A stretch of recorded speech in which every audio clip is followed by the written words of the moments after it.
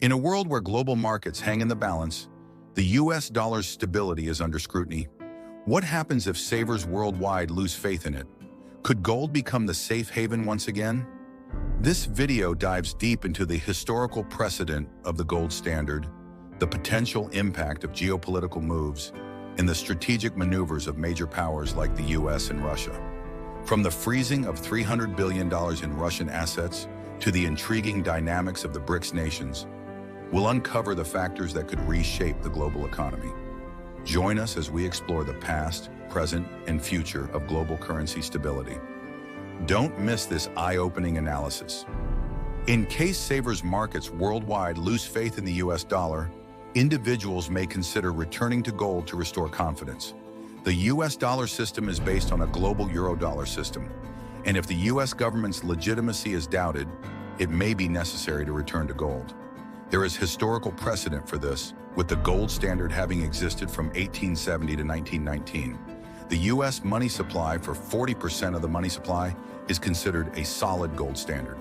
To support this, the US needs ranging from 20 to 40% of the money supply. The solution is $27,000 per ounce for 8,000 tons to support it. Paul Volcker agreed that if forced to return to a gold standard, gold would have an amazing price. But it is unlikely to happen with market considerations. If needed, $27,000 would be the cost to prevent significant deflation. The Central Bank of England has frozen Russia's assets, which are nearly $300 billion. Russia had surpluses they possessed in US Treasury securities, but they cannot use them, gather interest, pledge or repo, or sell them. The US wants to grab Russia a step ahead by turning over the title to some trust fund for advantage. In conclusion, restoring confidence in the US dollar is crucial for maintaining confidence in the currency system. However, it is important to note that the US government's legitimacy and the freezing of Russian assets are not always clear-cut. The US is planning to steal $300 billion worth of Russian assets during the upcoming G7 summit in Italy. They have been working on this for over 6 years and plan to formalize their course of action at the G7 conference. Some ideas include grabbing the entire $300 billion, issuing $50 billion bonds supported by Russian resources, or taking the interest generated from these bonds. The theft of these Russian assets does not necessarily mean that the US Treasury market will fail. Putin would retaliate by seizuring Western oil and assets related to energy and natural gas, which could be presented to Rosan or Gazprom. The main Russian energy corporations are projected to be more Western Russian assets in Russia than their count. Treasury notes can find their way into banks, but Putin would likely retaliate by seizure Western oil and assets related to energy and natural gas. Over 200 billion of these assets are in euro, with the largest clearing being CLE Euro CLE, which has offices worldwide. If Russia were to sue Euro CLE in any of these offices, they could potentially run all around the world and grab transparent possessions owned by everyone. The true threat is not that the Treasury market crashes, but that Russia responds, wins a ruling, and stops the Western clearance and settlement mechanism. This is a model of ignorance among US officials, as they have been able to plan 2 moves ahead. The Pentagon is under the direct supervision of a senior Treasury representative responsible for dollar-and-dollar relations in Asia. They are unaware of the fact that they are hammering the table with US money, the reserve money which always will be. This is a major concern nowadays as reality follows the narrative.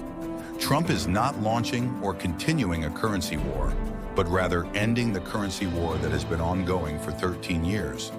The author discusses the success of the 1985 Plaza Accord and the 1987 Loo Accord, which helped manage inflation and stabilize the dollar.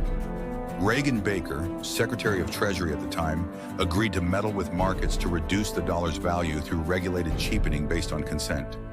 In 1987, the dollar was weak enough that they responded favorably, leading to the development of a new parity in Paris. Gold's price became important after 2000, but it exploded in 2010 following financial crises not under US control. Trump wants to have another meeting with the G7 members to incorporate China and Russia into the negotiations, creating fresh parities and following them. However, if they use extra capacity in dumping and devalue their own money, they will face tariffs.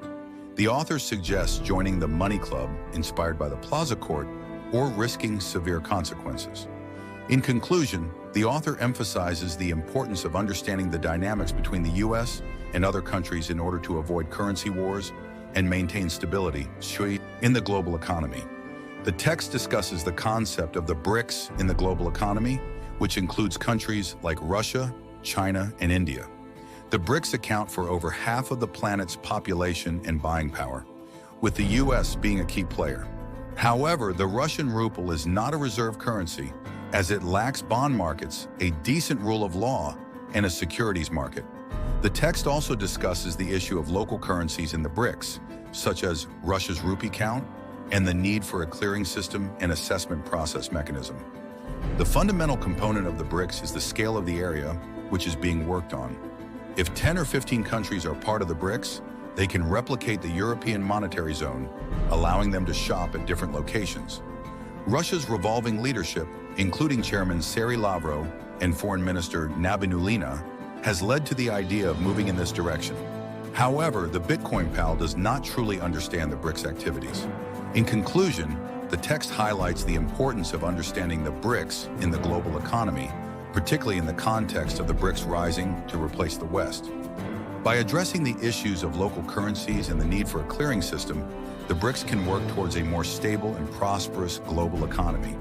Gold drives the largest powers on Earth, with Russia and Switzerland having gold to GDP ratios between 9 and 12%. China is a fraction of 1%, and purchasing gold results in twofold results. It increases the value of money and can lead to a decline in the dollar. China's purchasing of gold relates back to grabbing and pilfering Russian resources, as they represent central banks or finance. The U.S. government generates income through running trading excesses, which can be used to purchase stocks, real estate, and other government securities. However, there is no relationship between development and unemployment, and inflation in the Phillips curve can have different outcomes.